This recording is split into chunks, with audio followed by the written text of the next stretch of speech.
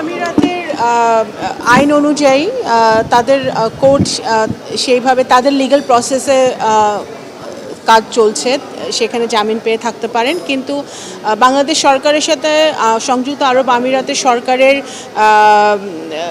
যে যোগাযোগ চলছে এবং কাগজপত্র আদান প্রদান হয়েছে, তারা কিছু তথ্য আমাদের কাছ থেকে স্পেসিফিক জানতে চেয়েছে স্বরাষ্ট্র মন্ত্রণালয় এবং পররাষ্ট্র মন্ত্রণালয়ের কাছ থেকে।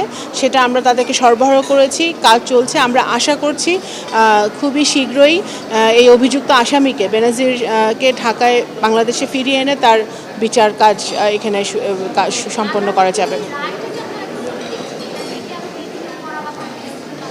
সেটা তো আমরা তো সংযুক্ত আরব আমিরাতের আইন অনুযায়ী তারা ব্যবস্থা নিচ্ছে, সেটা অবশ্যই আমাদের সরকার তাদের সাথে কথা বলবে, আমাদের হোম মিনিস্ট্রি তাদের সাথে কথা বলে পরবর্তী কী পদক্ষেপ আমরা নিতে পারি সেটা আমরা সিদ্ধান্ত নেব।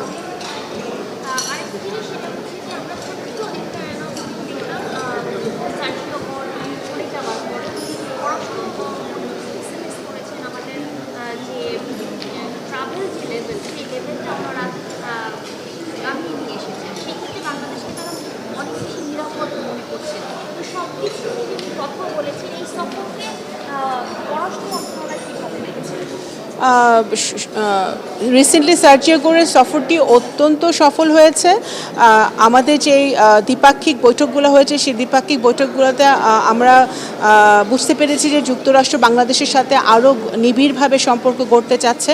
আমাদের যে সম্পর্ক ইতিমধ্যে আছে সেটা আরও উন্নত কিভাবে করা যায় সেই ব্যাপারে আলোচনা হয়েছে। মাননীয় প্রধানমন্ত্রীর সাথে অত্যন্ত সফল আলোচনা হয়েছে। আমেরিকান ইনভেস্টররা বাংলাদেশে আসতে খুবই আগ্রহী। রিসেন্টলি একটা বিজনেস ডেলিগেশন আসবে বাংলাদেশে, এবং এরপরেও আমেরিকান ইনভেস্টররা বিভিন্ন সেক্টরে, টেকনোলজি, এগ্রিকালচার, গার্মেন্টস, বিভিন্ন ডিফেন্স, বিভিন্ন সেক্টরে আমাদের আমেরিকান ইনভেস্টররা আগ্রহী এখানে বিনিয়োগ করার। সেই উৎসাহ প্রকাশ করেছে, সেই ইন্টারেস্ট তারা দেখিয়েছে।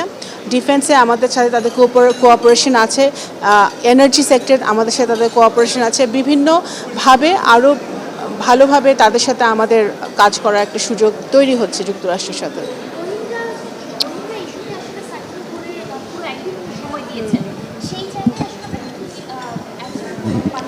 ওনারা পুরো একদিনই রোহিঙ্গা ক্যাম্প পরিদর্শন করেছেন এবং যুক্তরাষ্ট্র সরকার থেকে বলা হয়েছে যে তারা সংবেদনশীল রোহিঙ্গা ইস্যুতে। তারা বুঝতে পারছে যে বাংলাদেশ মানবিক কারণে যেভাবে রোহিঙ্গা কমিউনিটিকে সহায়তা করছে বা আশ্রয় দিয়েছে, সেই একইভাবে বাংলাদেশের এবং বাংলাদেশের অর্থনীতির উপরে একটা বিশাল চাপ তৈরি করছে।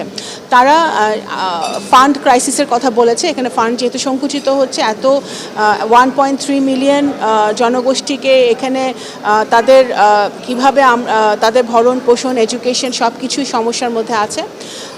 কিভাবে দ্রুত গতিতে বা দ্রুত সময়ের মধ্যে রোহিঙ্গাদের একটা সেফ ডিগনিফাইড রিপ্যাট্রিয়েশন শুরু করা যায় সেই ব্যাপারে তারা উদ্যোগ গ্রহণ করবে, এবং এই ফান্ডের ব্যাপারেও তারা ভবিষ্যতে আরও কীভাবে আমাদেরকে হেল্প করতে পারে সেটা তারা ব্যবস্থা নেবে।